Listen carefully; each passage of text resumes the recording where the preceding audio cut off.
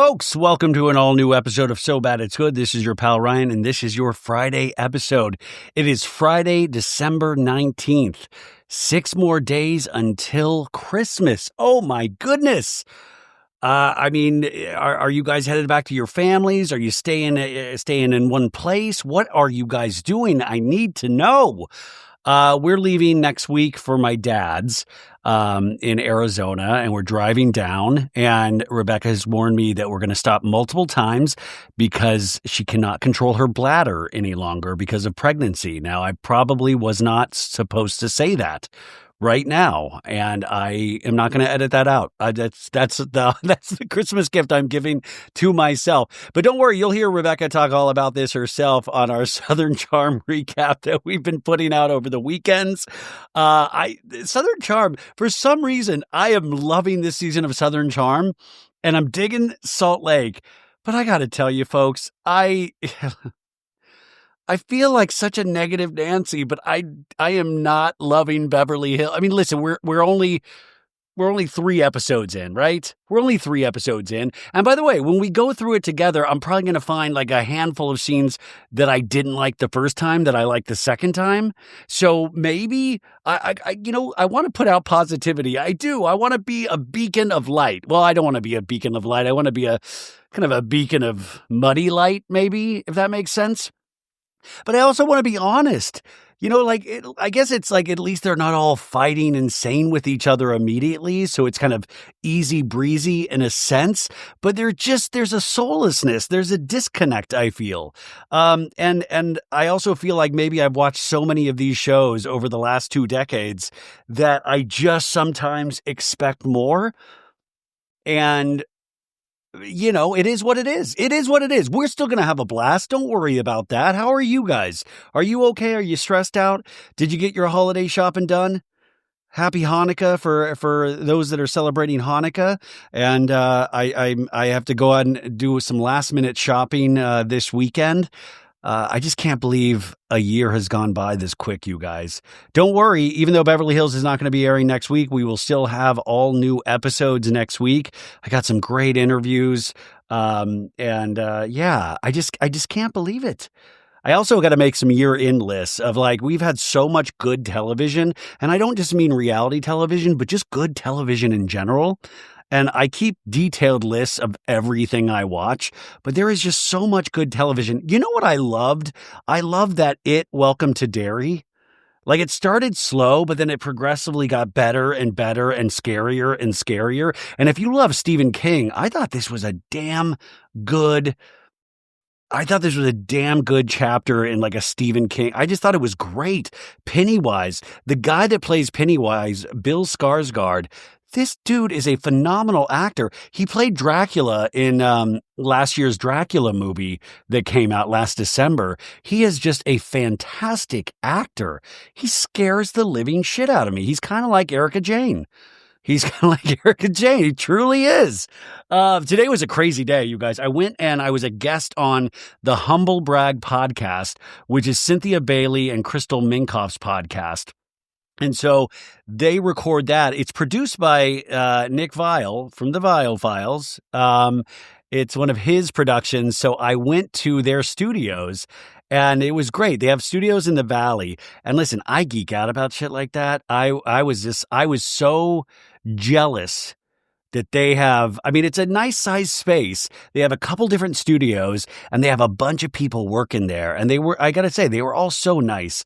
The producer for Cynthia and Crystal's podcast was so nice. It was so fun. We did a 2-hour episode, but I don't know if they're just going to edit that down to an hour, but it was so great. I mean, I think I really scared Cynthia and Crystal and the producer of just wow, you're a real geek, because we really got into the mechanics of it.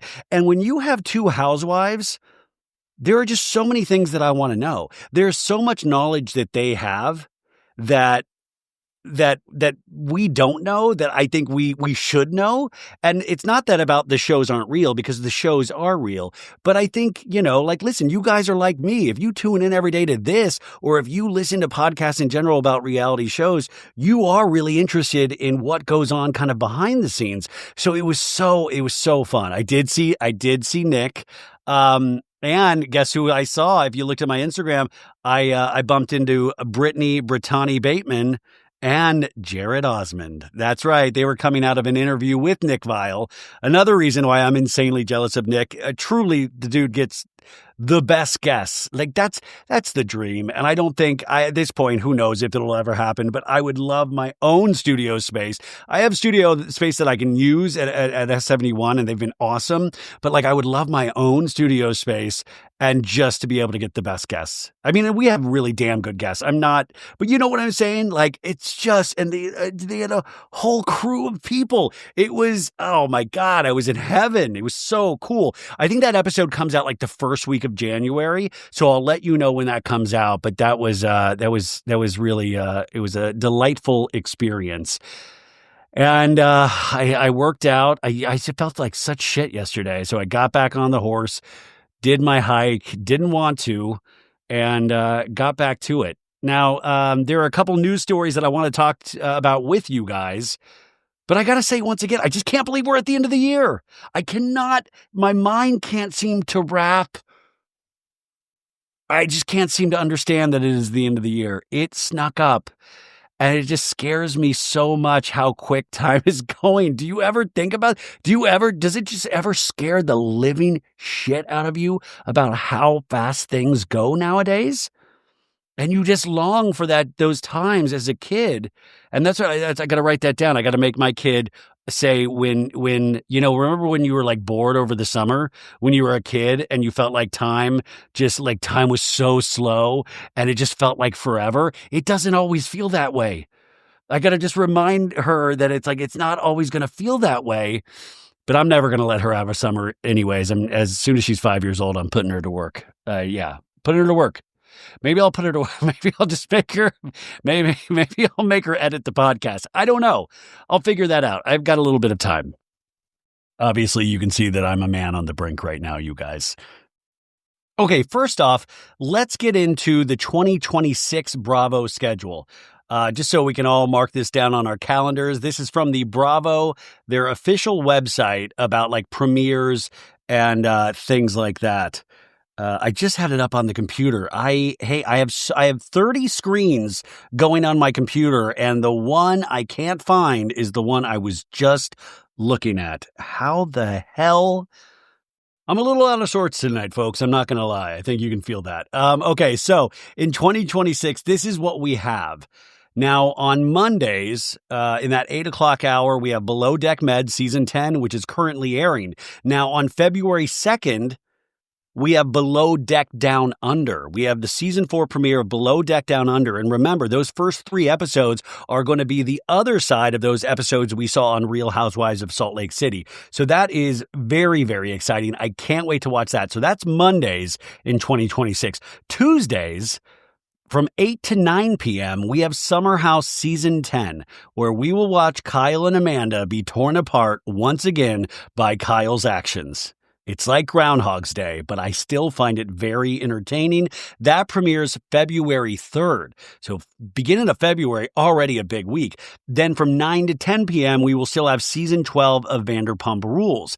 Now, this is where it gets crazy, because you might be, Ryan, wait a sec, you're wrong already, because Real Housewives of Salt Lake City, they air on Tuesdays. Well, get this.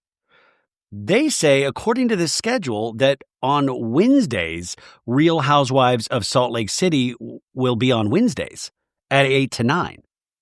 And then from 9 to 10, you have Southern Charm Season 11. So I don't know when Salt Lake City makes the move, but they will make the move. But we are close to the end of the season. Now, remember, we do not have a new episode of Salt Lake City this next Tuesday. They are coming back allegedly on the 30th. I like that I'm reporting this very seriously, like this is breaking news. Folks, hold on to your coal mining asses. So yeah, Real Housewives of Salt Lake City moves to Wednesdays at some point. So I guess the reunions probably will all air on Wednesdays. Now on Thursdays, we will have the Real Housewives of Beverly Hills Season 15. And then on January 8th, we have the season 1 premiere of The Valley Persian Style. We got Reza back. We got Mercedes back. We got Gigi back and a cast of new characters. This thing looks awesome. I have the season premiere in my mailbox, and I've been saving it for a day where I don't have anything to do. So maybe I'll watch it a couple of years from now. But I believe we will be having some Valley Persian Style cast members on the podcast in the new year. So I look forward to this. I want this show to succeed.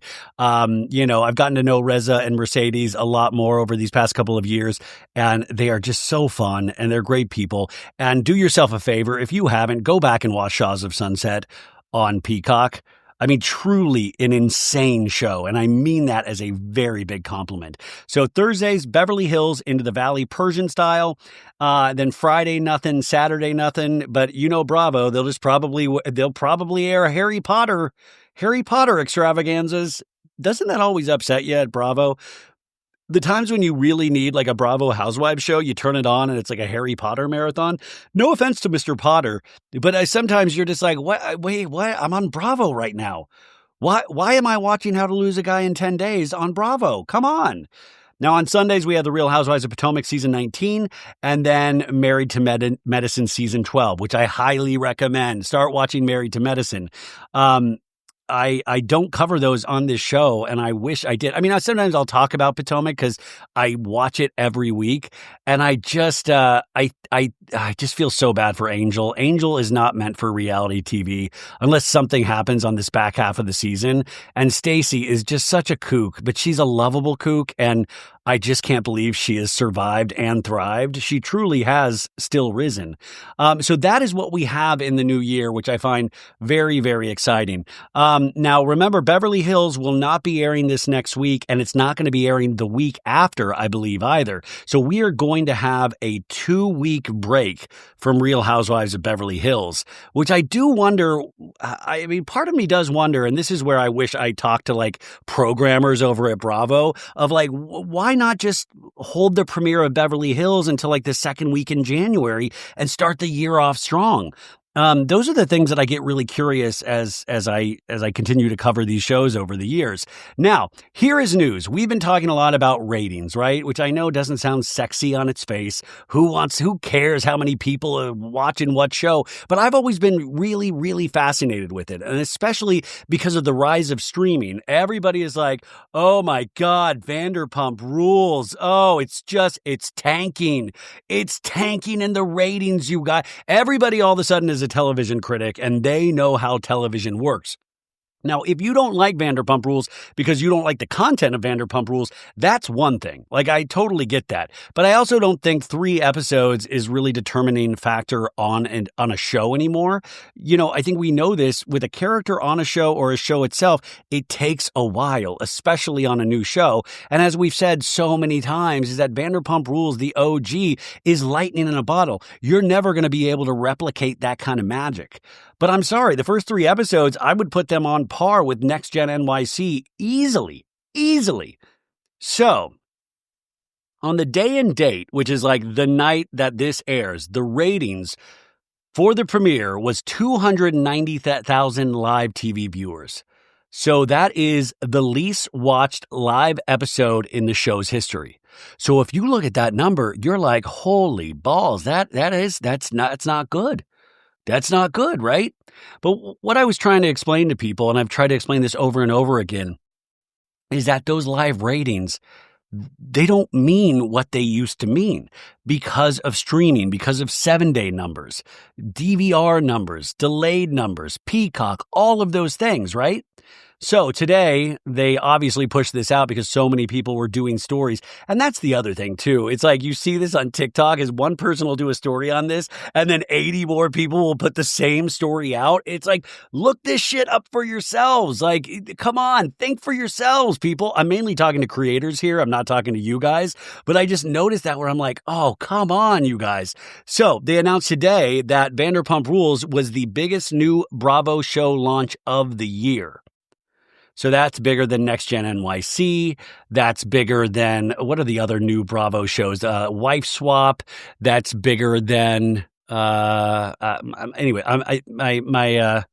It's failing. My brain's failing right now. But season 12 premiere, when you factor in all of the numbers, including streaming, it is 2.6 million viewers across all the platforms. So this was a bigger series than any other new series on Bravo in 2025. So that 290,000 live viewers, that doesn't mean anything, but the 2.6 million viewers, that's what they go by. And this is why I was comparing it to Next Gen NYC when I talked about it earlier in the week, was because that got extremely low live viewer numbers as well. But once you factor in the streaming, that's why it got a second season. And I predict Vanderpump Rules will get a second season already as well. Now, remember, the 2.6 million, that's a premiere. So I predict that number is going to dip heavily across streaming platforms. You know, like that just happens with all shows. It happens even with Beverly Hills. It happens with Southern Charm. You'll get a bigger number for that premiere because everybody's excited, and then we all go back to our normal lives. So 2.6 million, you know, that's a great number. It's a great place to start. And I'll be very curious where we wind up. But just remember, live viewer numbers for day and date, they are down across the board. If you look at Beverly Hills, if you looked at OC, if you looked at Potomac, they're all down. You would think this was a failing network if you looked at those day and date numbers. But then if you factor in everything else and think about it, because you hear about Bravo. It is part of the everyday vernacular that people talk about. You know, it's like even people that don't watch Bravo, know the Housewives, know reality TV because of this network. So I'm just saying that these shows are doing way better than we think that they're doing. So I wanted to point that out. And I feel like I'm yelling this till I'm blue in the face. And like, you guys know, you watch all these shows with me, except for the people that they're like, I watch or listen to your recaps. I don't even watch the shows anymore. As I get older and older, I worry so much about my hair. But hair loss isn't just about hair. It's about how you feel when you look in the mirror. Now, Hims helps you take back that confidence with access to simple, personalized care that fits your life. Hims offers convenient access to a range of prescription hair loss treatments with ingredients that actually work, including chews, oral medication, serums, and sprays. It's doctor-trusted ingredients like finasteride and minoxidil that can stop further hair loss and regrow hair in as little as 3 to 6 months.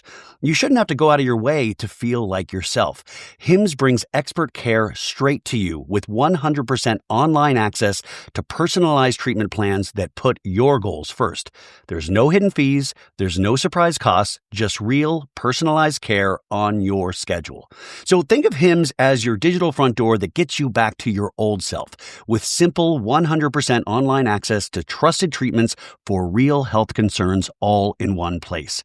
For simple online access to personalized and affordable hair care for hair loss, ED, weight loss, and more, visit hims.com/sobad. That's hims.com/sobad for your free online visit. hims.com/sobad. Individual results may vary based on studies of topical and oral minoxidil and finasteride. Featured products include compounded drug products, which the FDA does not approve or verify for safety, effectiveness, or quality. Prescription required. See website for full details, restrictions, and important safety information. By the way, I love you. Thank you so much. I really appreciate that.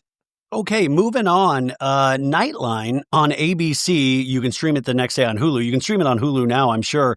They did a segment on Sutton Stracke and the burglary that happened at her home while she was at BravoCon. They did like a whole 9-minute segment. I thought it was really interesting. They had a sit-down interview with her which revealed a lot of details. Now, Sutton was on Jeff Lewis's show on Monday on the first hour, and I was on the second hour, and they talked about it there as well. But I want to give you some details because it was, I can, first off, that is just so horrifying and so violating. It doesn't matter if you're rich. It doesn't matter if you're poor. If you are stealing from somebody, that is just so disgusting. From the bling ring to this, it is, I just can't imagine how horrified you would be, right? So they broke into her house while she was at BravoCon. Now, I was just at Sutton's holiday party a couple of days ago, and I joked with you the next day that I was like, wow, it really is on the main road. I mean, Sutton's tagline this season is like, I may be on the main road, but I am a main character. Something, I forgot what the tagline is, but it really is off a main road. I mean, it's a beautiful house, but there are these huge, like, it's all like shrubs and trees and bushes that go like really far up into the sky. So you can't even tell how nice the houses are behind like all of the foliage, right? But it is sort of like this main road. I mean, because I remember I was riding with Doug and we were trying to find the valet and we like held up traffic and all of a sudden there was like 10 cars behind us. So it's a heavily trafficked road. So it seems like they did this at night. But I still was just like that. It's wild because it seems like they pulled up right where that store is and they got in and then she didn't know anything was wrong until the next day when the dog walker came to walk her dogs and her front door was open. And they took $1 million, estimated around $1 million in bags, like Hermes bags. And if you remember last week's episode, they were like, it was her, Amanda Francis, and Kyle Richards. They all had their Birkins, that each one cost more than the next one. And I do worry when you show your wealth on television. I mean, this happened with Kim Kardashian on The Kardashians, right? With her Paris robbery, which that's a storyline on The Kardashians this season, is that when I don't want to say flaunt because these shows are meant to show this different lifestyle, this kind of aspirational, like, wow, look at the wealth, look at the riches. That's what it's designed to be, is that it's kind of lifestyle porn. So they talk about in this interview, though, is that these people seemed like they knew where they were going, according to the security footage, the security cameras, but the front door security camera was not working. But it's wild to think that they knew where to go because they had filmed at that house. We've seen Sutton's closet. We've seen that same room where she gets her glam, is that they knew where to go. And I don't know what that answer is. She does talk about how she's always felt very protected by the producers. I mean, listen, I was scared that it was Avi at first, or hell, maybe it's even her mom. Like, I'm going to teach Sutton a lesson. Oh, remember, they also tried to hit Kathy Hilton's house. She lives pretty close to Kathy Hilton, but Rick Hilton was home and he was there with a shotgun. Imagine that. I mean, that if that doesn't turn you away from crime, I don't know what does. Because if Kathy was there, she'd be like, I thought you were Kyle. It's just a burglar in a ski mask. But Rick Hilton, like, do you just imagine an angry Rick Hilton with a shotgun? Like, this is my 4-4. Are you kidding me? Now, they have surveillance images of these dudes, but nothing has been recovered. Heirlooms were taken, but I think she also is at a point where she doesn't feel safe. At the holiday party the other night, there was a lot of security. Like, I even felt like weird. Like, I didn't take that many pictures because, I was trying to be cool. Like I belonged there. But also, like, there was security in each room. And then I was like, oh my God, am I a suspect? You're just like, do you ever do that when you're around cops? You all of a sudden feel guilty. You're like, oh God, did I do something? But she said she even had a lock on her bedroom door, but she didn't lock it when she was away from BravoCon. This piece also reminds us about Dorit's burglary, which there was a lot of suspicion about. But Dorit, remember, that was a huge storyline where she begged for the life of her kids and herself. And I thought, and remember, on top of that, Kyle Richards' house had gotten broken into years and years ago, and they took all of her purses. And so that's why even with this episode, when Kyle comes with like a $35,000 bag, first off, I'm just like, oh my God, can you live in the bag? Like 35. There have been years of my life where I have not made $35,000 in a year. I mean, there have been years of my life and then it's one bag, but that's besides the point. I mean, this is really horrifying. She's determined to make a fresh start, and she also realizes she has insurance and she can afford armed security, but not everybody can. But this does happen a lot. People, and especially these kind of robbery circles, will just gun for these wealthy neighborhoods. and they seem to know technically what they're doing and able to cut security cameras at the right time that doesn't trip alarms. But anyways, I found it a really interesting piece. That is on ABC News, their Nightline, which aired tonight, but you can stream it on Hulu today. But I wanted to point that out if you were interested. I do find it funny, too, that the reporter at the end did ask about Garcelle. I was like, we're here to do a piece on burglary, but how's your relationship with Garcelle going? Speaking of stealing, has Garcelle stolen your heart? They still haven't talked, and Sutton didn't want to say anything about that. But I thought it was great that she threw in a question about Garcelle at the end. They're talking about just this horrific burglary, and then it was like, have you heard from Garcelle lately? And I was like, oh, wow, it feels like a reunion all of a sudden. So that's out there if you want to watch it. Oh, also this weekend, remember, you got Taylor Swift. There's 2 new episodes of her Eras Tour docuseries on Disney+. I'm going to watch that Counting Crows, Have You Seen Me Lately doc that just premiered on HBO Max tonight. So watch that. We had an interview with Amy Scott, the director, a couple days ago on the podcast. And if you heard it, I truly geeked out. So check that out. Welcome to Derry. I've got so many shows I need to catch up on. The Chair Company, The Beast in Me. I think it's called The Beast in Me or The Beast Within Me on Netflix. I hear that's amazing. We got through All Her Fault, but there's a list of, and I enjoyed that F1 movie with Brad Pitt. You can stream that on Apple TV. Oh, and a new episode of Pluribus comes out tonight as well. So there's plenty of things to catch up on, plus all of the holiday films. I got to watch those Lindsay Lohan holiday films on Netflix again. That always puts me into the Christmas spirit. Okay, let's get to the recap of Beverly Hills Season 15, Episode 3. Now, this episode is called A Match Made in Beverly Hills, because Bose decides to do a little mini version of Love Hotel where she sets up or trying to set up all the single ladies at her place. Now, this is the description that DirecTV gives us. Bose takes the group's single status into her own hands and hosts a special speed dating party. What could go wrong, folks? Could you imagine being one of these dudes at the singles? Would you want to date? This is an honest question. Would you truly want to date any of the Beverly Hills housewives? I feel like we're past a point where we would want to date any of the Beverly Hills housewives. It also says, while Dorit shows off her charm, Erica gets stage fright in front of the bachelors. Oh, I'm going to pee myself. I'm so nervous. So that is the description that we get. Obviously, we start off, as we always do, with scenes from the previous episodes of Real Housewives of Beverly Hills. Last week, we met our new cast member, Amanda Francis. She's rich as fuck, you guys. That's the book, Rich as Fuck. And her nickname is the Money Queen. So we have her. And then Sutton's storyline, remember, is that her husband went to the Catholic Church.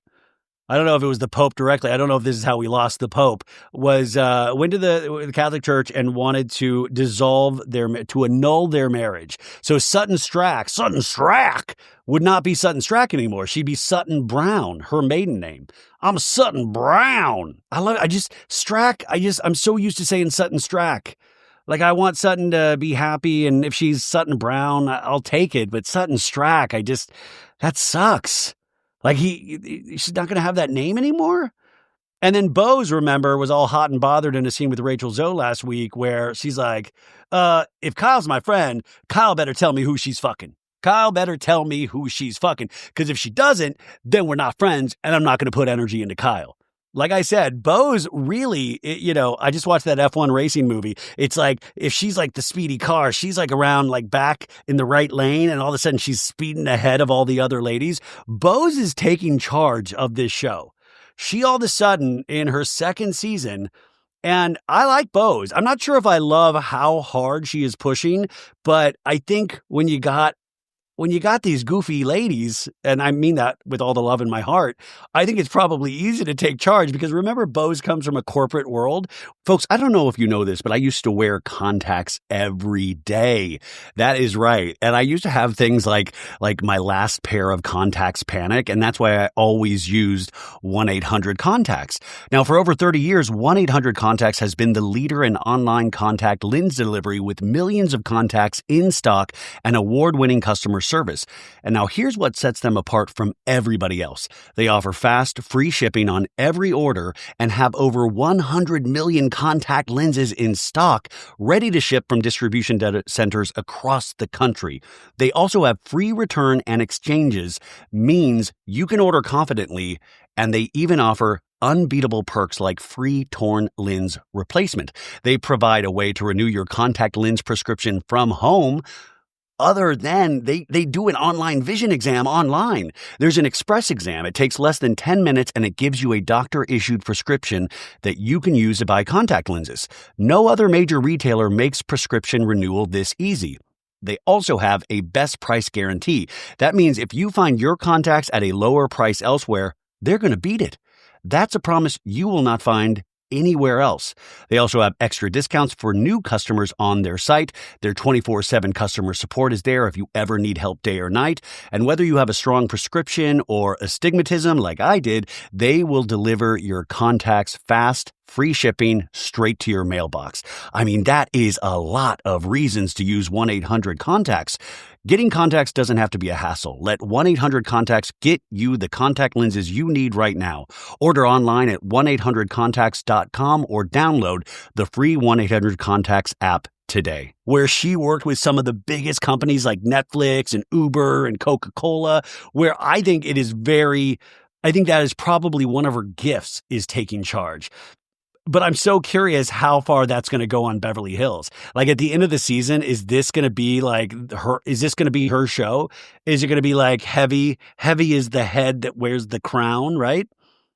So we have that scene with Bose. And then at the last scene last week with Erica Jane on Kyle's porch, Kyle finally admits that she was seeing somebody, but she is single now and that she fell hard for this person. I don't know. She doesn't name the person, but for intents and purposes, let's call her Schmorgan Schmade. Okay? Let's call her Schmorgan Schmade. That's what we're going to name this person that Kyle didn't name. Schmorgan Schmade. Okay? It's me, Schmorgan Schmade. But says if it was up to her, Kyle said, she would scream this out to the world that she was in love, but it's not up to her. Is that this other person had an issue with it, which I thought, wow, that's very, very interesting. Is that Kyle was ready to come out essentially because she was goo goo gaga for Schmorgan Schmade. And Schmorgan Schmade was like, hold up. It almost makes me feel protective over Kyle. You know, it's like, you don't mess with my family. Like, I can talk bad about my family, but you don't. And how dare you not want to announce to the public, Schmorgan Schmade, that you and Kyle Richards are girlfriends? You should be proud to be with Kyle Richards, even though she does the splits at every party and she does the little hair twirl. You should still be proud. Anyways, we open up the episode and we see scenes of Beverly Hills. And Bose, we're over at Bose's place, and she says she's in her matchmaking bag, you guys. And she's coming to the striking realization, that all these girls around her are single and they are going through it. Because if you're single, that means you're going through it, folks. This was a little bit patriarchal in a sense where I'm like, why are they going through it if they're single? That must not be what she meant, because I'm like, you're fine. If you're a single woman, you're probably better off in so many instances. Anyways, she wants all these girls to come out and enjoy themselves. And maybe she says Kyle can really let her hair down. And I love that she's pretty much set up this kind of bachelorette situation in her backyard where she says her Rolodex, she called a bunch of dudes that she knew. I don't know. This is the part where I get kind of is it really her Rolodex or did they cast this? You know, I saw one stand-up comedian I know, Ben Glebe, I think his name is. He was in this. And I was like, is Ben in Bose's Rolodex? Or sometimes I want proof. I want to see the scene where Bose is going through her Rolodex and going, "Oh, he's a great person. I love this guy. Really, really top-notch guy." And I just kind of feel like production picked out these guys. I could be wrong. I'm usually not wrong. I mean, I'm like 60-40, but you know what I'm saying?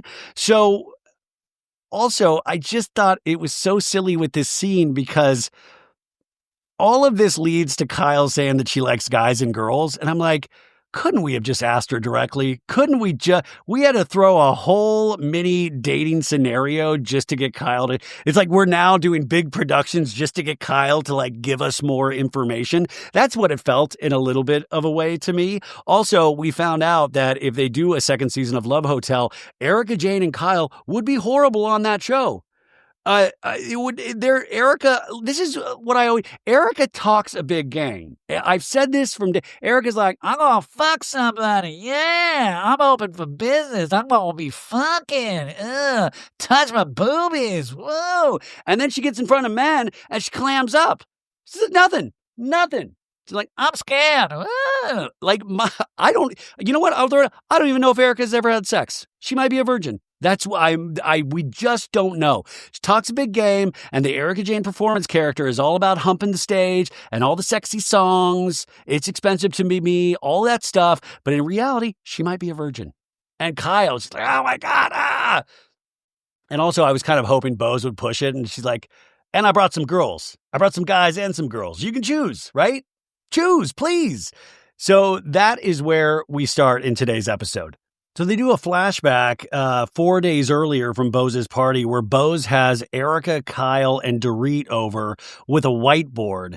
And Bose is like, hey, let's get keywords to describe the type of dudes you want. And Erica Jane's like, oh, near death. No, she says protector. And Dorit's like, safe. And Kyle's like, sex. Someone who likes sex, and you can tell by looking at him. Kyle wants sex on a stick. But anyways, Bose thinks this is a good-looking group. There's like some Australian dude who's a motivational speaker, but we never got to see any of his motivational speaking. I was a little confused. I was like, if you have a motivational speaker there, let's get some motivation. Anyways, Bose goes out and talks to the guys and says, these ladies are nervous. And she's like, the group chat is off the chain with these ladies. And we see the group chat. And Rachel Zoe says, I have no idea what to wear. Last minute game decision. And Kyle writes, it's nice to know that even you struggle with that. Laughing emoji. And then Rachel Zoe says, I just don't think about it until I get in the shower. And then Rachel says, excited to be with all of you. The merger. I don't know what that means. And then, oh God, in Bose's phone, she has Erica as baddest bitch on the planet Girardi. What? Baddest bitch on the Erica says, she texts, I'm going to try not to scare them with some sort of costume-leaning outfit. So they were all flipping out. And then Sutton wrote, I'll have a sweater if anyone needs one. And then Sutton posts an image of a cat, and Bose says, don't you dare. And Kyle writes, Sutton, how much do we need to pay you to wear that sweater tonight? You gotta love Sutton, man. Keep wearing those cat sweaters. Keep talking about neuropathy on your dates. But Bose says she's excited for these ladies to flirt a little bit. There's Matt, a lawyer. There's Jeff, an entrepreneur. But Bose says maybe it'll help these ladies loosen up the old wires. Is that a joke about their private parts? Like, is she talking about their private parts as old wires? But she says that aren't necessarily clicking all the way? Oh my God. But Ben Glebe, the comedian, says they should be nervous. We are intense. He's being fun. He's being a smart ass, you guys, a little smart aleck. So that's what we have. We go over to Erica's. We see Erica's sad little pool, like the little pool shot they always do from behind. It's like, why do we keep using that shot? And Erica is getting glam in her kitchen, and she tells the glam person, I want to look like a normal human being. I want to look like I'm alive. Yeah. but the guy's like, as he's like, as he's combing out her extensions, and she's like, because, men get scared. Yeah, they get scared of me. For the face, I think we keep it young. Approachable, but not, could give you a blowjob in the alleyway, but probably won't. Yeah, Erica J could give you a blowjob. I want makeup that says I could give you butt sex, but I probably won't. And then we go over to Sutton's place, and her glam guy is in, doing the glam, and Sutton's like, you gonna make me look very pretty, I'll say. And the guy's like, we're going to make you look extra snatched, girl. And then there's some uncomfortable laughter. We go out of there, and then we're over at Dorit's. And Dorit's like, guess who's running late per usual? Who are you talking to? Nobody's there. Guess it's me. I'm running late. Beep, boop, bobby, boop, boop, boop. And then she goes, I think I need a Coca-Cola. A Coca-Cola. Coca-Cola is short for cocaine, you guys. But Dorit just keeps talking to herself, because I am going to struggle. Oh, tonight I'm going to struggle. So Dorit's nervous. And remember, the Dorit PK thing is sort of fresh. But PK, as we know, he's out on the town. He's fucking on the streets. He's like, I'll go out on the streets to make out with ladies so I can have people take pictures of me because I'm hot to trot. Okay, so we're at the dating party once again. And she is like waiting for the ladies. The guys are in the back. The SUVs start pulling up. Erica Jane looks very demure. She does. Her makeup looks great. And she's definitely dressed down. She doesn't look as intimidating as she usually does. And Erica's like, I feel really weird. You can tell she's nervous, which I always find nervousness endearing. But maybe that's just because I'm a basket case all of the time. So all the ladies are in the back, Kyle gets out. Kyle's like, she's showing off the girls, right? And Kyle's like, if you make me take my shoes off, Bose, oh my God, I was going to bring some sanitizer. And Bose is like, I don't know Kyle's status. Is she single because she has accepted her separation from Mo? This is the funny thing. It's like, they all know about Schmorgan Schmade. All of these ladies know. And so they all know. So this is funny. Like, they all know, and they've known for a little bit. So it's like, you do know her status. You do know what she's been through. You're just trying to get her to say it on camera. Erica sees Kyle and goes, for somebody who's nervous, you certainly don't look it. Yeah. But Bose, it's like she's like a detective all of a sudden. Like, what are you're just trying to solve the case of like where Kyle Richards, spends her nights? Anyways, Erica's like, why'd you bring the most expensive bag, Kyle? This is clearly signaling your high maintenance. And she has an Hermes Mini Kelly, which retails for $36,700. And you guys, I couldn't fit my nuts in there. It is a tiny ass bag. And the bag is even open. Like, why don't we close the bag, Kyle? Like, could you imagine spending $36,000? Like that? I lease my Camry. That is more than my Camry. Are you kidding me? Like, you know what? And I got to get my head. Like, she's earned it. She's got a lot of money, obviously, but that is a lot of money. And especially if you had your house broken into and got all your purses taken, like, wouldn't you? I don't know. I don't know how to think about this, you guys. But anyways, Kyle's showing off her bag, and then Dorit gets out. I always wonder with the drivers, because the valley to Bose's place, that's probably like a 45 minute drive in traffic. And so do you think Dorit like just talks to the driver the whole time, where the driver's like, okay, thank God, get out now, please, gotta go. So Dorit comes in and everybody's giggling, but all these ladies, guys, they're dressed in black. And Kyle's like, oh my God, we're all dressed like we're going to a funeral. It's the funeral of this show. Rachel Zoe gets out. She's dressed in black as well. But she's like dressed all like kind of, there's some real style in there. But everybody is so tickled with themselves that they're all wearing black. I mean, should somebody just wear like stark red? I know it's like, yeah, wear black. Black looks amazing. But also, yeah, I mean, maybe somebody did die. Who knows? But now Sutton is the only one that's not there. They didn't invite Amanda Francis because Amanda Francis is engaged.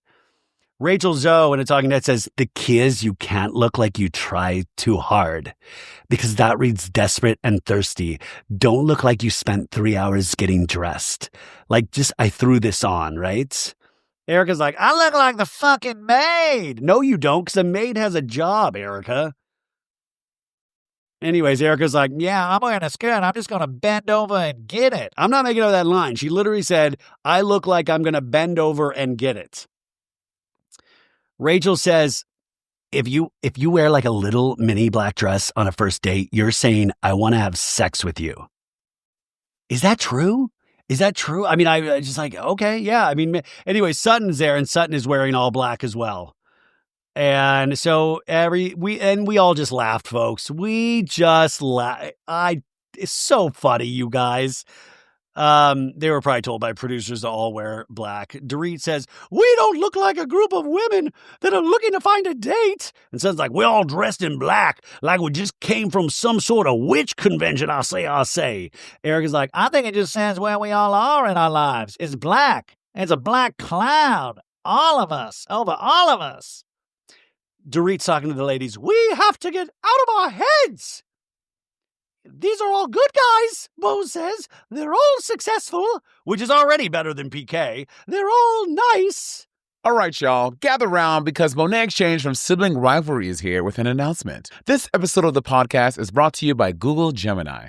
Now listen, the girls over at Google said, Monet, tell the children, so I'm telling you. U.S. college students get Google Gemini's Pro Plan free for 1 year. Use the best model in the world for multimodal understanding, so whether you're uploading a video to get feedback on your presentation, uploading a photo of your homework to ask for help, or transcribing notes from a lecture you missed, Gemini 3 Pro can help.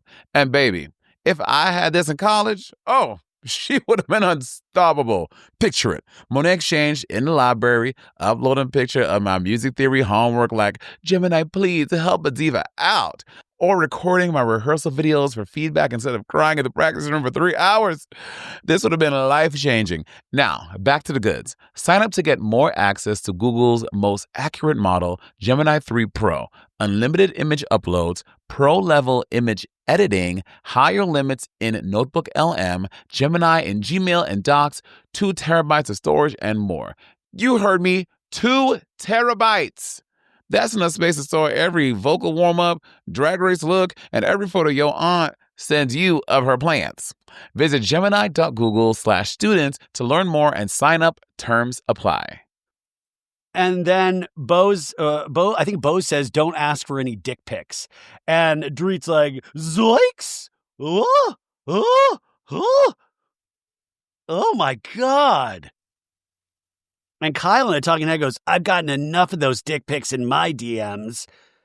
Okay, I really thought about this. Like, I mean, there's a lot of sickos out there. I'm sure she does get dick pics, but at the same time, it's primarily a female and I would say gay-friendly audience for these shows. So I know I'm sure she is getting dick pics, but I just thought, I was like, really? Like, and also, obviously, beautiful woman. Nothing. I'm not saying she doesn't deserve dick. Nobody does deserve. But you know what I'm saying? I'm not saying people. I'm getting tripped up here. The point is, do you think she really is getting dick pics? And I don't know. I was just thinking about that. Or does she want Mo to think she's getting a lot of dick pics? It would be great if Dorit's like, I get so many dick pics too. Boy George won't stop sending them. Boy, it's all another dick pic from Boy George. Beep, boop, bop, beep, boop, boop, boop. Anyways, Dorit's like, let's go, girls. Let's go. Let's go out and meet these men. And so they're all walking out. I will say Rachel Zoe, she's left her black sunglasses on. And they're telling her to take the glasses off. Dorit comes out and goes, hello, everyone. Hello, guys. Hi, I'm Dorit. Dorit Kemsley. Yeah, so, I mean, Dorit works it. She's like, hi, I'm Dorit. Pleasure. Oh, pleasure to meet you. Pleasure to meet you. Now, Erica and Kyle, they go running the other way. They're like running around, like just hiding.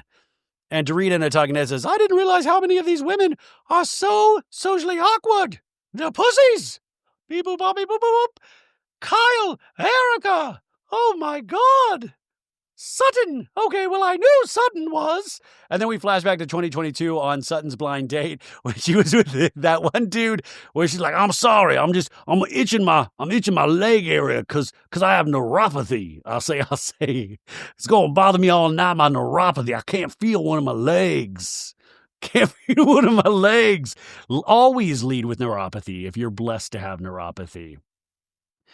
So they're meeting the guys. It is very, very awkward. This is truly my nightmare. Rachel says, fun fact, I actually won the biggest flirt award when I was 6 years old in day camp. A ribbon and everything. Why are they having a fucking award for biggest flirt if you're 6 years old? What? I'm about to have a daughter. You're giving out awards at camp for biggest flirt? Like, what are you, like best lips? Like, what the fuck are we talking about? You won an award? What camp is she going to? I was just really thrown. Anyways, Rachel keeps saying they asked us to choose a husband to marry on our camp bus. And you know who I picked, she says? My 18-year-old counselor. She's 6 years old. Is she at Epstein's Island? What the hell is going on here? Oh, my God. Anyways, Erica's out there. It's like, I feel so awkward. I got to go inside and get a drink. Oh. Bo says, where's the woman who I see twirling on stage? Where's the woman I see patting her puss all the time? She's making people nervous when she walks in the room, you know? Like, she's out there. She's nervous? Where's this girl? So she runs in trying to grab a cocktail. Dorit says, I'm not going to suggest to these men that I'm not emotionally in the best place right now, right? Anyways, the Ben Glebe comedian guy goes, I've never heard a lemon referred to as the carcass when it's done. And Dorit goes, listen, it's just a drink that I like. It's clean. It's easy. Okay? Carcass out. And then Ben's like, is that how you would describe yourself? And Dorit goes, not easy. I'm definitely not easy. Then she goes, but she is, and points to Kyle. But Dorit says that she's a little out of practice, but it doesn't mean it's gone. It's like riding a bicycle. She knows she's a good flirt, she says. Anyways, Bose does a little Brittany Bateman, ting, ting, ting, ting, ting, ting. Okay, I got everybody's attention. All right. I'm so glad everybody was able to come over. All right. Cheers to everybody, okay? So we have this bowl of keys, and you're going to pick a key, and then you are going home with the lady that key. No, she says, we have some stations where the ladies will sit, and some questions that she has written, but you are free to ask your own questions, and then we'll keep going around until everybody's met everybody. And so that's how they're starting this. They put Kyle outside. They throw Erica inside. Sutton's going inside too. And Erica says she's never done anything like this. Kyle says she'd like to gouge out her own eyeballs, but she's going to do this with a smile on her face. And so they're all, they really are nervous. It is funny to watch. I like that Sutton's talking to this lawyer, Rick. And he's like, yeah, I was, but I'm not, but I'm still active with the bar, you know? So it's already better than Tom. But he's not practicing, he says. And she's like, thank God. And then Matt, the lawyer, he's talking to Dorit. It's like, what do you do for fun? And Dorit's like, I don't think I've had that in a very long time. Fun. And then the guy goes, you have such a sexy dress. How could you not have fun? Are you wearing panties right now, huh? And then Ben is asking, the comedian is asking Sutton questions. Are you more dominant or submissive? And Sutton's like, well, I've learned to be a bit more dominant in my life. I'll say, well, yeah. And then he goes, well, I think the question means sexually. And she goes, oh, okay. Oh, yeah. In a talking head, she goes, I've been on a lot of bad dates. And, you know, I did go on that one date. It was all just about his mother, right? And then we flash back to that date in 2023 where the guy was like, my mom's still in the house. You know, I've been working from home so I can still see my mom. I'm the only guy whose mother tried to pull the what happens in Vegas stays in Vegas rule. Ha ha ha. She goes, I kind of have this fearless factor when it comes to dating. So show me what you got. Let's do this, I'll say. And then the one guy tells, I think, Rachel Zoe that he started Comic-Con. So if you're ever into superheroes, and Rachel's like, no. But I was like, I'd date you. I fucking love comic books. The one guy tells Erica, I date a lot, but not in Los Angeles. And she's like, Why is that? well, the girls here are pretty bad. Ugh. And so the one guy asked Dorit where she lives, and Dorit's like, I love that Dorit has no fucking clue where she lives. He goes, are we on the west side right now? She's like, no, we're on the east side. Well, I don't know what side I live on. I live in the valley. The producer should just stop right there of like, okay, this is supposed to be Real Housewives of Beverly Hills. But she has no clue where she lives. And then Rachel's talking to a guy of like, okay, like music-wise, who do you think is amazing? And the guy's like, I don't know, maybe like Led Zeppelin or the Rolling Stones, and that's like it, you know, I don't know. And then Rachel's like, Chris Martin, who's the lead singer of Coldplay. And he goes, Coldplay sucks. No, you suck, bro. You suck. And then he goes, white women love Coldplay. Yeah, a lot of white dudes love, Jay-Z loves Coldplay, by the way. Rachel says when she was younger, she was always in love with the guy that she shouldn't be in love with. And she realizes that she is still that person. Like the guy's like ripping on Coldplay and she's like, oh my God, behave. You're crazy. Oh my God, you're so funny when you say Coldplay sucks. But she says, she dates the guy that probably everybody doesn't want to set her up with. So this is just, I feel like a disaster. Kyle's talking to this Chase. He's a real estate agent. And she's like, my husband would die right now. Well, I mean, I'm separated. Did I say husband? I also had a girlfriend. Oh my God. I don't know. In a talking head, Kyle says, I honestly cannot get away from Mo. I wouldn't be surprised if he was here tonight. You say my name, Love Bean? I'm here to date Sutton. Dorit, I'll take you to the east side, the west side, the 69 side. But anyways, the real estate agent says about Mo, he does good deals. He does great deals. Wild shit. The motivational speaker, Sebastian, the Australian guy talking to Dorit, he's like, I married a stranger in Las Vegas for a day. It was on my bucket list. That's why I did it. It was on my bucket list. And Dorit goes, I was just going to say bucket list. I have a bucket list, but I'll tell you what's not on there. Marrying a stranger in Vegas. How is that on somebody's bucket list?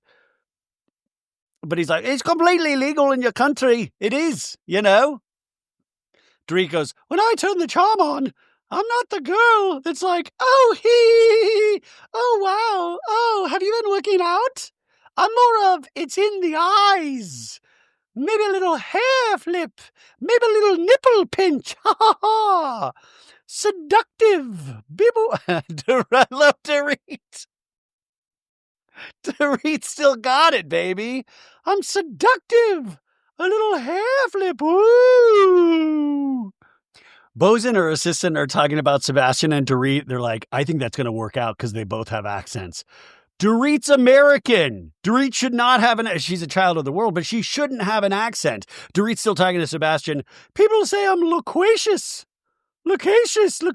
He's like, what a word. What a word. Oh, that's a great word. Erica even admits that she has no game. And we see her talk and she can barely keep a conversation going. And she even says Sutton has more game than her. Soft and feminine and southern, hi. I mean, this Erica is like the emperor has no clothes. And I love that Sutton is just so much better at this. Like, come on, you want to go back to my house? I'll say, let's get it going. Let's get it on. But Sutton, truly has no problem talking with these dudes. It's fun to see.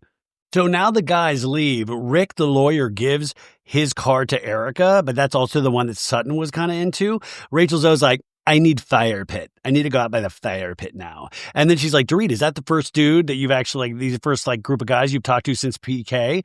And Dorit's like, absolutely. And she did great, right? And she goes, I'm very good in these situations. How do you think I met PK? How do you think I landed that hunk? Huh? So they're all boosting each other up, which is great. But it was a boost of confidence for Dorit. She goes, it felt like the feminine, flirty, fun Dorit was here. The triple F. And it felt good. Can't wait to tell Jagaloo. So everybody liked the Aussie guy. And so it's like, I liked Rick. And Erica's like, I'll give you the card that he gave me. Yeah. And Son's like, okay. And then Son goes, y'all just saying her attorney husband didn't work out so well.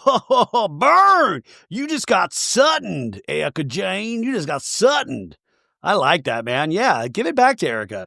Erica was so bad at this, it makes me realize that Jesse Solomon in that potential hookup, that Jesse Solomon was the one making the moves, which totally makes sense because Jesse is such an incorrigible flirt, right?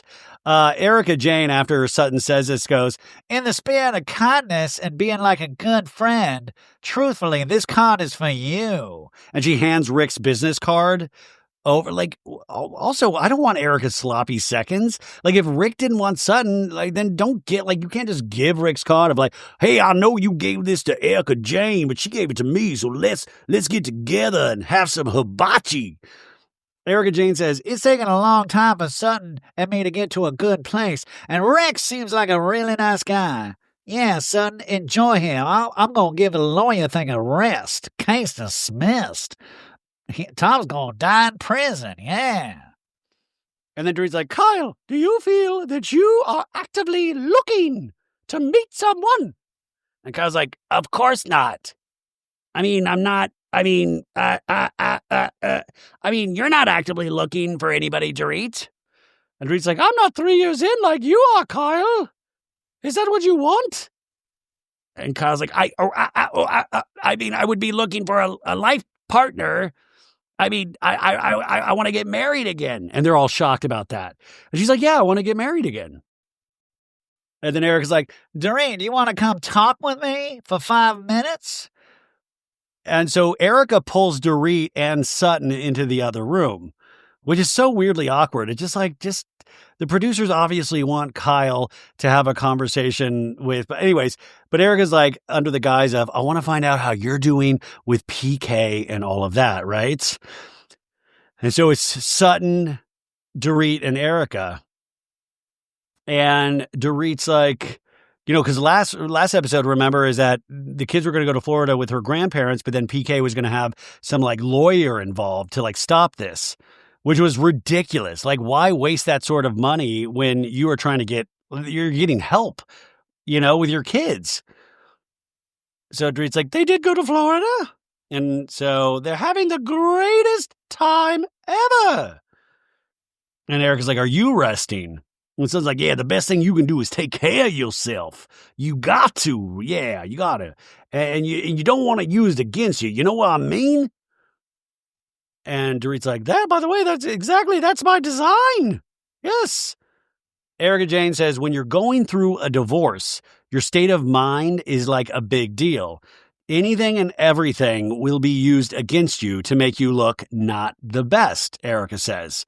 Erica's still married with Tom Girardi, but she says you have to be careful what you say, how you say it, when you say it, where are you hanging out, who are you hanging out with, where you spend the money.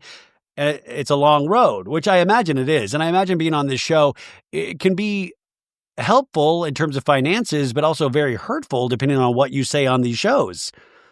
But Erica makes a point that I agree with completely, that dudes can get away with a hell of a lot more than the mothers.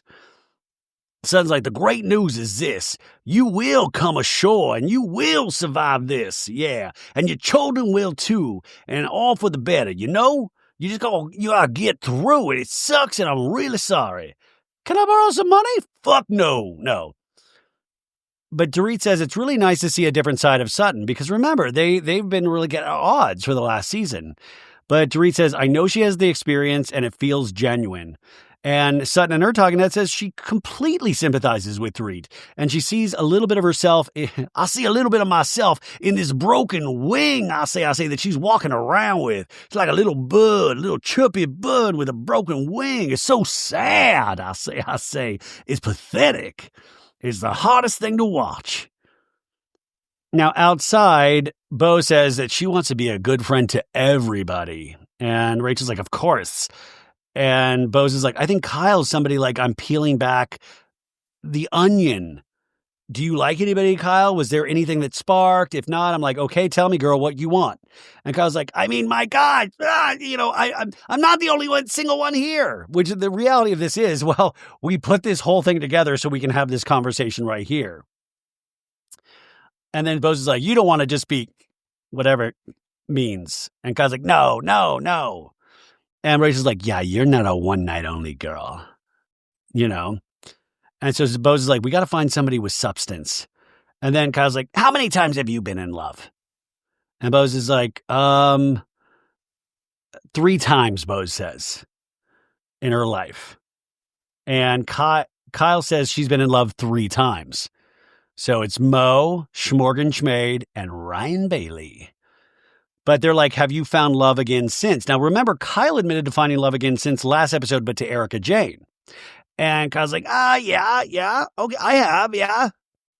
And Rachel's like, that's a good feeling. And Kyle's like, yeah, I have loved somebody, but...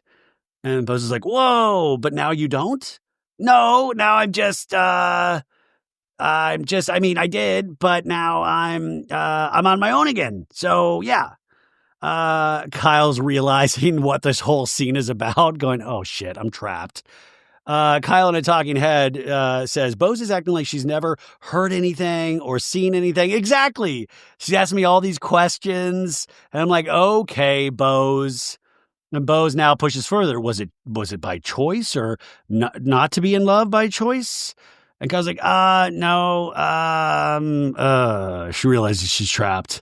It's just complicated. We need Melissa Etheridge to come out. Come to my window. Bo says she thinks it's really challenging for Kyle to be vulnerable. Maybe with strangers that she barely knows. Maybe it's hard for anybody, right? We flash back to the reunion last season when Andy was talking about her sexuality, when public speculation went into overdrive. You even talked to your daughters about it, Andy said. And Kyle said it was a really proud moment for her as a mom, how her daughters reacted in that they supported her. So this was kind of dancing around the topic once again. Bo says, I'm really glad that she's at least sharing a little bit with her now because she wants to be there for her. She wants to be able to support in every way that she can as a friend. Do we buy this? Do we buy Bo's saying this? I feel like supporting a friend, like that happens with time. Like even the want to support a new friend, it's like that. I would be very untrusting of that situation if I was Kyle as well. Like I don't trust people that immediately like, I'll do anything that you want. I just let me know. I will be there. Whatever you need, I'm there for, right? But Bo says in order to be friends, and then Kyle's like, well, why don't you ask what you really want to ask? And Bo's is like, what is that? What do you think it is? And then Kyle's like, I don't know. I could go Brad. I could go Angelina. I could go guy. I could go girl. Right? I could go Harrison Ford. I could go Ally McBeal. I could go Motley Crue. I could go Boy Genius. Right?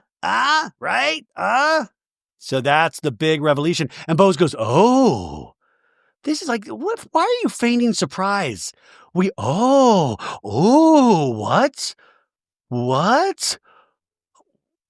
And Bose is like, is that serious? You could go Brad or Angelina? It'd be great if Kyle was like, no, I legitimately mean either Brad Pitt or Angelina Jolie. Those are the only two.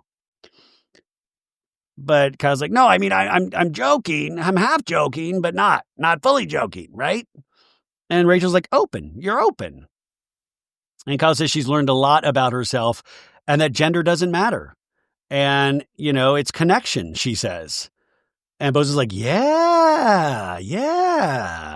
And Kyle's like, a soul connection, right? Kyle says her biggest worry after Mo and her separated was that she was going to maybe be alone one day.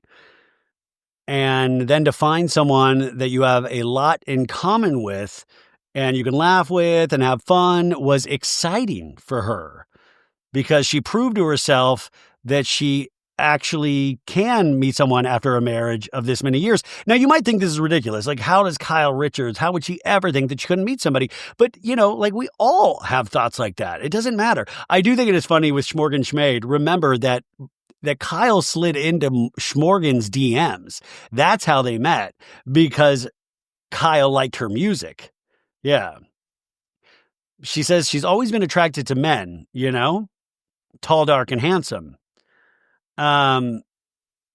She also says she also felt nervous that if she goes out with somebody, like, what is Mo going to think about that? Hey, just more time to make out with ladies on the streets of Beverly Hills. Hey, take all the time you need, So she says, what is the public going to think about that? I mean, these are all valid things that your mind would go through that would really just mind fuck you, right?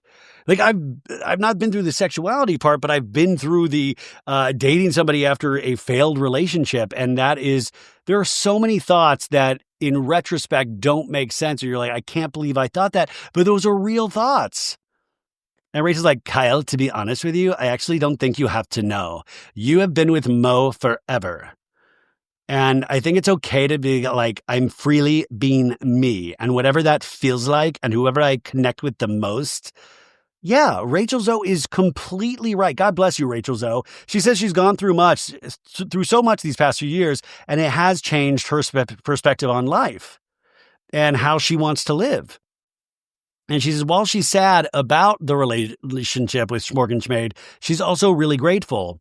You get lost in being a wife and a mother, and you kind of forget about who you are. And she's learned a lot about herself in that time. Now, listen, we can joke all about Kyle breadcrumbing us for years and, all this. But man, I mean, this makes so much sense, right? And then Bose goes, I'm going to go back in my contact. I'm going to go back and find some great ladies for you. And Kyle's like, no, stop. And Kyle just says that she's a fate kind of person. A fate or like sliding in the DMs kind of person, right? It goes down in the DMs. Now we're over at Amanda Francis's house, and we see the gaggle of kids she has. Remember, she is a stepmother to her fiancé Eddie's kids, and then they have a child of their own. In a talking head, the producer says, how does where you grew up in Oklahoma differ from where your children are growing up? And she's like, oh, God. Okay. So I come from pretty humble beginnings. We didn't really have a lot. On Friday nights, I used to hang out at a Walmart. We would go walk. I would walk around a Walmart, which is yeah, I grew up in Kansas. You would do shit like that all the time.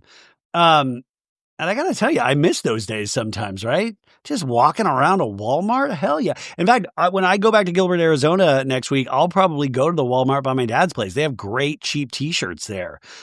Amanda says, my kids will never grasp the reason I have them in a stroller walking around Beverly Hills, getting ice cream, going to lunch, whatever, is because I dreamed this for them. We walk the streets that I watch on Clueless. That's why I'm going to try to eventually move to Gotham City one day, because I'll be like, I can't believe I'm raising my daughter where Batman takes place. But yeah, I get that to a sense, but I don't know.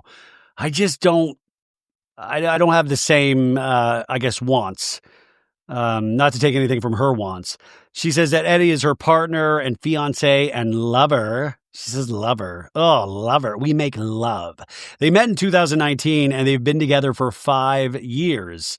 And Eddie's in construction. Isn't he so cute, though, she says? And then they have a shot of Eddie. And I'm like, I don't know, maybe. She's like, he's so cute. And so he's cooking for everybody. And she's telling the kids, okay, before Daddy proposed, I kept having a dream that he got me a ring with the Smart and Final logo on it. Oh, my God.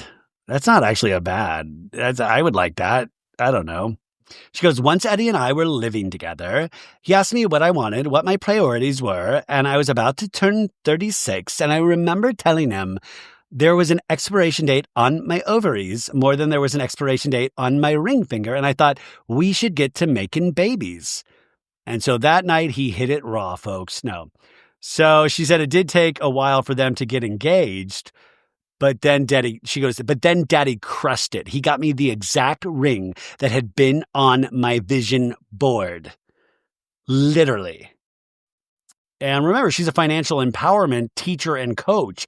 She is the embodiment of everything she teaches. She says she is her biggest testimonial. I got to get back into vision boards. I used to do that. I have to tell you, vision boards sometimes worked. I remember I made one and like a couple of the things on there turned true, right? I just had a toilet on there. I don't know, but like the stuff like rings and stuff, like my vision boards were never like cars, or it was like things I wanted to do in my career. Like there was a microphone and this was pre-podcasting. I don't know why I put that microphone. And then we see like her like Instagrams, like people love to pay me. Money is my birthright. And what she says, one of her friends said, Amanda doesn't come through manifesting a man. Amanda comes through manifesting a whole ass family. Which is great. If that's what you want, she got it, right? You got to have goals in life. Listen, I know that all of these girls end up hating Amanda from what I've heard, but I mean, she's fine so far. I'm enjoying learning more about her. So we get out of that scene and we are now at, where are we? We're at Rachel Zoe's place and she's setting up some snackies and Sutton Strack's coming over to have a little visit with Rachel. Rachel says she doesn't really know Sutton that well, but that she sees her out on the party circuit and that like she'd see her at Kathy's at like holiday parties and that Sutton would be always, vivacious and inviting her to things. And she says when like Rachel's like, when I'm doing that circuit. And I have to tell you, that is the weirdest thing about now as I get older, get more into this kind of area, I've been now invited to more. This isn't like a humble brag. In fact, I do notice there's a lot of parties and sometimes I just, it's fun. It's exhausting, but you're like, oh God, you really could spend every night of your life just going to a different rich person's party. And you see that with influencer events too. There's like an event for everything. And it's really, it's cool. It is, but it's so, I don't know, like it's not real life, right? And I don't think it's necessarily as aspirational as I once might have thought, if that makes sense. Like it's cool, but like I was at Sutton's the other night and it was beautiful. It was cool. It was like all of it was great, but it wasn't like, it was like, holy shit, this is like the end all be all. And I could see where you could get caught up in all of that and that you could lose yourself pretty quickly or that it would be really hard to have a full life if you just keep on that circuit. Anyways, they're talking about the speed dating event over at Bose's. And, Rachel's saying that she is so fresh out of marriage. So she's really enjoying not being married. And then she's like, would you get married, Sutton? And Sutton's like, well, for me, it's complicated because I find out a little over a year ago, Rachel Zoe, my ex-husband, he asked for an annulment with the Catholic Church. Within the church, our marriage never existed. I'll say. And she says when she got the letter from the Catholic Church, and we knew this already, it was addressed to Sutton Strack -Brown. And Brown's her maiden name. And she's like, I kept looking at Strack Brown. And she goes, I thought, well, maybe I'll change my name back to Brown. And Rachel's like, I dropped my married name the day I left. Hell yeah, Rachel. But Sutton's like, really? Well, the truth is, I'm not a Strack. I'm not. And then Rachel goes, so unstrack yourself. You should de-strack. And Sutton's like, I know, but it's my last little thread. It's my last little thread. And Rachel's like, you're not married to him anymore. In a talking head, she says, I always felt that I could get Christian back whenever I wanted to. Sometimes when we talk, I'm like, there's this little moment. Did I just win him back for a second? I think I realized with this annulment, he is not going to take me back. This broke my heart. This little scene broke my heart because I didn't even think that there was this. I didn't even think this was still something that she would think about. I thought she has gone on with her life and she's built this, somewhat fabulous life. But and I'm sure a lot of relationships are like that, of just like, well, maybe, and you never know, and who knows what the future holds. And then those moments where you realize, oh, it's done. And there's such a sadness in that, right? There's a sadness in that because when you get into these marriages, you don't think it's going to be over. So the mourning of that relationship, of really what you thought would be for the rest of your life, and there is this, you have this distrust in yourself because you're like, well, I'm wrong. And I know they're going through something as well. And, this is what I talk about with Paige and Craig. Paige isn't on Summer House, but Craig's on Southern Charm. We don't really know. Paige doesn't have to share with us. We don't know Christian's side of this. We don't know how he feels. But Sutton realizes that it's over. And she's like, Rachel, why do you want to make me cry? I say. It's like when I think about grandchildren. Grandma and Grandpa Strack over there, the good ones, with all the houses all over the world. I'm just Grandmommy Brown now. Grandmommy Brown with my 4 dogs and probably 18 cats. I got rid of Harvey, but I got 18 cats. Rachel's like, 18 cats is a problem in and of itself. Does she really have 18 cats? Holy shit.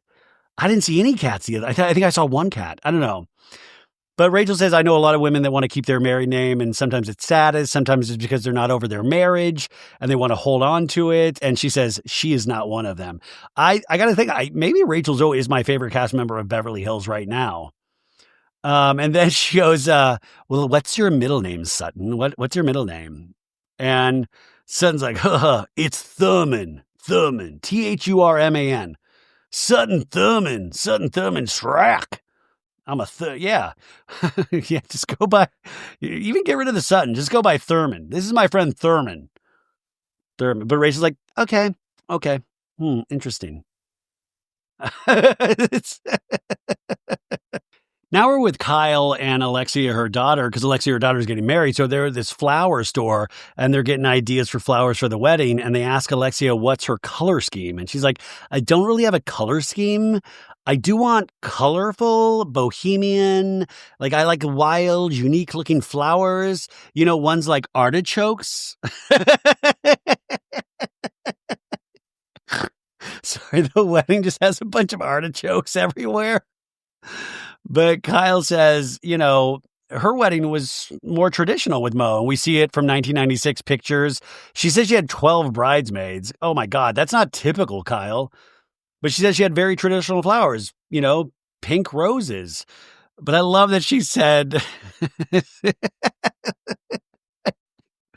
I want asparagus flowers.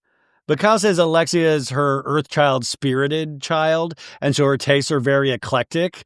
So now they're in there looking at flowers of let's bring some of these guys in. Look at this. I mean, this is when you really know I'm a guy. I see flowers and I feel nothing. I can appreciate the beauty of a flower, but I wouldn't know how to put any of this shit together. I'm just put it together for me. It'll look great. Kyle says it is strange to think that her and Mo's daughter are getting married and that they're not together. And that's got to be weird, right? But Alexia says that her and Mo are both going to walk her down the aisle. And she says, when I look at Alexia and Jake getting married, she says she just hopes that they have a long, happy marriage. And I hope that they can always trust each other. And she's starting to tear up when she says this and says she hopes that neither one of them ever hurt each other. And I understand that sentiment. And she says, I hope that Jake always looks at Alexia the way he looks at her today. And life is long, man. Relationships are hard, and you are going to hurt each other, unfortunately. That is part of relationships. And I think Kyle knows that, but I understand what Kyle's saying. And Kyle tells Alexia, when you look back one day at your wedding photos, as long as you look back and you're like, that's exactly what I wanted. And And, that's what I wanted at the time. Yeah, if you look back and you love artichoke flowers, then that's great. She says, Mo and me, we were all also really happy. And she says she gets scared thinking, like, I hope one day they don't go through what we're going through. And she says, of course I think like that. And she hopes that they have both learned from Mo and me through all of this. And I hope they love and respect each other as much 30, 40 years from now as they do today. Oh God, it's sad, right? It's sad. But I just think that is, unfortunately, life throws you so many different curveballs. You never know. Kyle says, I'm going to throw at very different weddings with each of your sisters.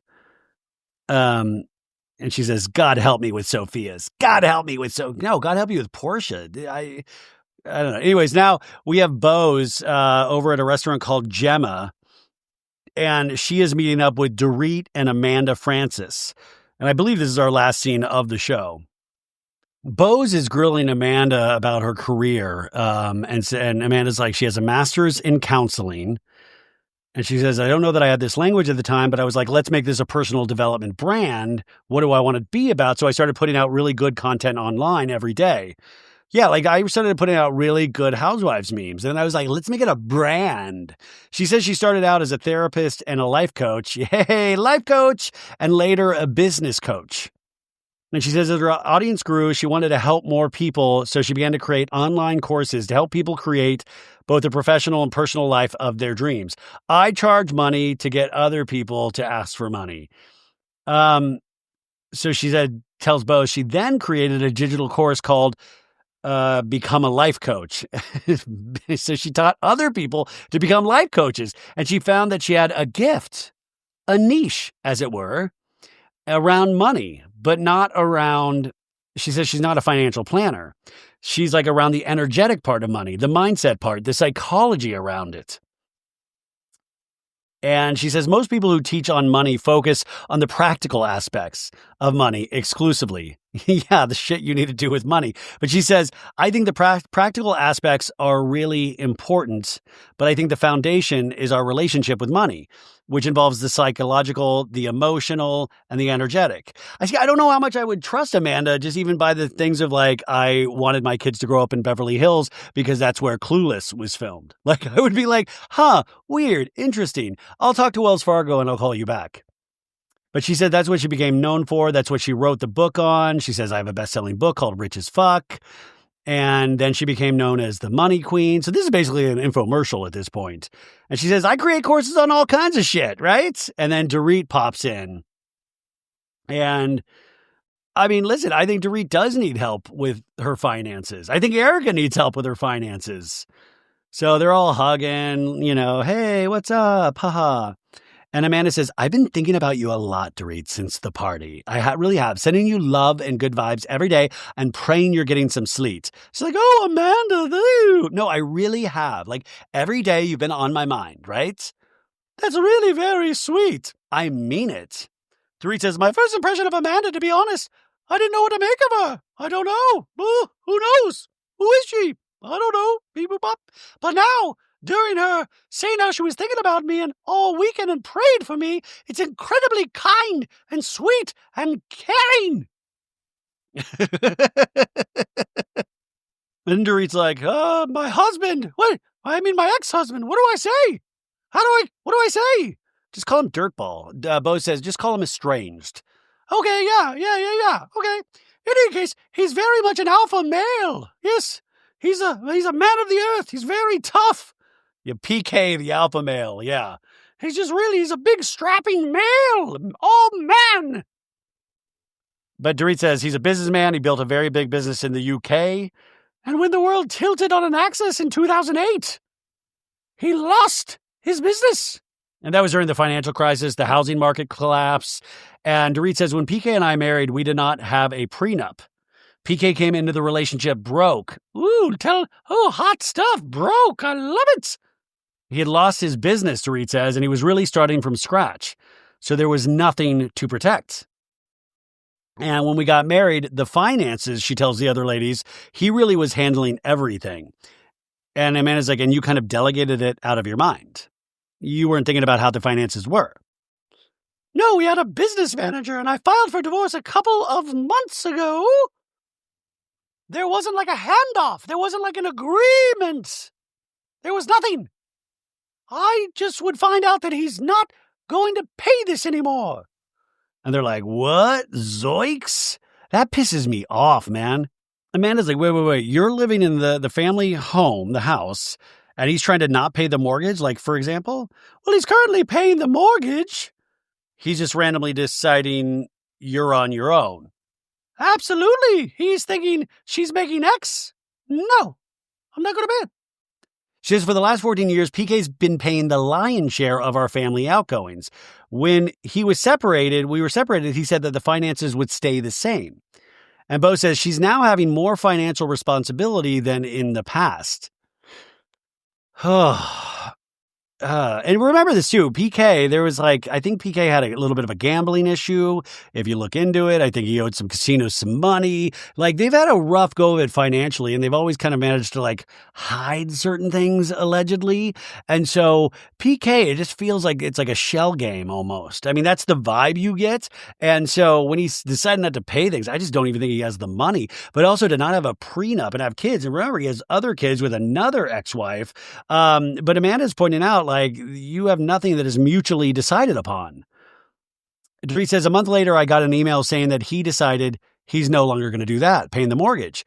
And she was like, how can you change this all of a sudden? And his answer was, I only agreed to do that for a month. I look like a giant stuffed baked potato. And Amanda says, for you to have a fair position in mediation, you have to know what you're working with. Do you know about your retirement accounts? Dorit's like, no retirement accounts exist, as far as I'm concerned. PK's never, I'm going to put some stuff away for a rainy day for when I'm retired. But yeah, this guy didn't even have retirement accounts. I mean, unless he was just hiding money, right? But Bose is like, say what?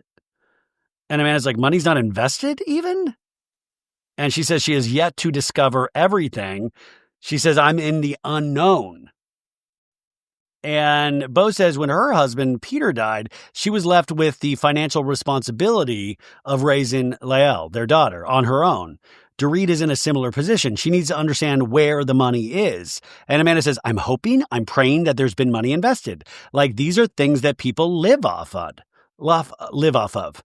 In a talking head, Amanda says, how do you even get here? You have to turn a blind eye to your bank accounts for a long time to be in a state where you have no idea. But PK seems like the kind of guy of don't worry about it. Daddy's got it taken care of. We're living high on the hog, babe. I manage Boy George. We're fine. But Amanda says this is basic information. Every woman should know about their financial reality. Dorit's like, my husband's a complex person. PK's complex. He's not a bad guy. He's not a terrible bad guy, vicious. Does he have some bad behavior? Absolutely. And then, throw drinking into the mix. And that for someone out of his character, it gets even more complicated, Amanda Francis. Not only that, but my name is on everything. When I found out our house was in pre-foreclosure, I wasn't just worried about losing the house. The house is in my name, so if PK stops paying for something or doesn't make payments, it's me that suffers the consequences. And their children. Oh my God, it's in her name? I always heard that house they didn't even own. I heard, oh God, that is a mess. But Dorit says, my hands are tied behind my back. And Amanda's like, so you need the clean break to start rebuilding everything. Amanda's like, if you pay $1,000, I can give you one of my online courses. But Boza says, well, what can Dorit do proactively knowing all of these unknowns? Is there anything she can proactively do to protect herself or to help the situation? And Amanda says, well, I think you have to decide what you want, what you're creating, and who you're going to be. I know that's a big overarching question, but who do you want to be as a provider? Who do you want to be as a woman who earns? Who do you want to be as a woman whose husband screwed her, And now she has to fill in the gaps. Who are you going to be no matter what he does? You know what I'm saying? And Dorit's like, no, I don't. I'm the owner of Beverly Beach. I'm the owner of Dorit's room, the Capri room at Bugadababo. But Amanda goes, because you have to keep your mind right to go through this battle with this man, right? And it almost looks like Bose is not buying this. And Bose is talking head. She's like, what is this frou-frou mess we talking about? I was looking for 1 + 1 = 2. Intentions? What kind of provider does she want to be? What does that even mean? This is not financial advice. The math ain't mathin'. Well, Bose, that's on you. She told you she was a life coach. She told you it wasn't about she told you. Like, what are you talking about? But Dorit goes, the road we're going, there are no winners. It's going to get very, very ugly. I hope Dorit owns Boy George by the end of this thing. So that is the end of the episode. Next on The Real Housewives of Beverly Hills. And we see Sutton saying, Erica said boring. Amanda Francis says, Erica said boring in that moment. And Sutton says, don't you think for 2 seconds that you got her in that moment? So Amanda thought she got Erica on something, and Sutton says, no, you didn't. And Amanda seems like, what? And then we're on a private jet, and they are going to Sedona, and they're like, this is hot girl summer, Rachel, see? And Rachel's like, I don't have my luggage. And then Jennifer Tilly goes, did you see the picture of Erica in the tabloids with this guy? And then Dorit saying, did he approach you?